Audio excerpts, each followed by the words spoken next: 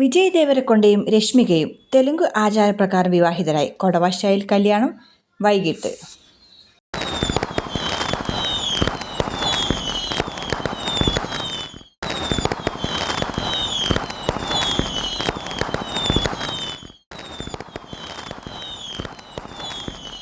ഗീതാ ഗോവിന്ദം, dear കമ്രേഡ് എന്നീ ചിത്രങ്ങളിലൂടെ പ്രേക്ഷകരുടെ പ്രിയ താരങ്ങളായ രശ്മിക മന്ദാനയും വിജയ് ദേവരക്കൊണ്ടയും ഇന്ന് ഉദയ്പൂരിൽ വിവാഹിതരായി.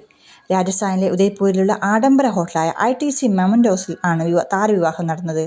രണ്ട് വ്യത്യസ്ത ആചാരങ്ങളിൽ ആയിട്ടാണ് വിവാഹ ചടങ്ങുകൾ.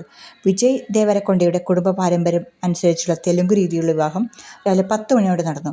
ഇനി രശ്മിക മന്ദാനയുടെ വേരുകൾ കർണാടകയിലെ കൂർഗിലായതിനാൽ വൈകുന്നേരത്തോടുകൂടി അവരുടെ പാരമ്പര്യം അനുസരിച്ചുള്ള കൊടവ ചടങ്ങുകളും നടക്കും.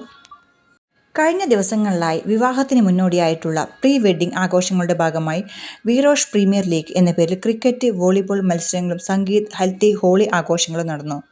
വിജയ് ദേവരക്കൊണ്ടയുടെയും രശ്മികയുടെയും വളർത്തുനായ്ക്കളായ സ്റ്റോമും ഓറയും ഹൽദി ചടങ്ങുകളിൽ പ്രത്യേക ശ്രദ്ധാകേന്ദ്രങ്ങളായിരുന്നു എന്നതും കൗതുകം ഉണർത്തുന്നു. ഹൽദി ഡെക്കറിൽ ആരാധകർക്കിടയിൽ വലിയ ചർച്ചയായിട്ടുണ്ട്.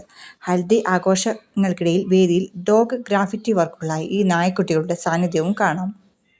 വളരെ രഹസ്യ സ്വഭാവത്തോടെയാണ് വീറോഷ് വെഡ്ഡിംഗ് നടക്കുന്നത്. വിവാഹ വീഡിയോയുടെ സ്ട്രീമിംഗ് അവകാശത്തിനായി OTT പ്ലാറ്റ്ഫോമുകൾ വലിയ തുക വാഗ്ദാനം ചെയ്തെങ്കിലും തങ്ങളുടെ സ്വകാര്യത മാനിച്ച് താരങ്ങൾ അത് നിരസിക്കുകയായിരുന്നു.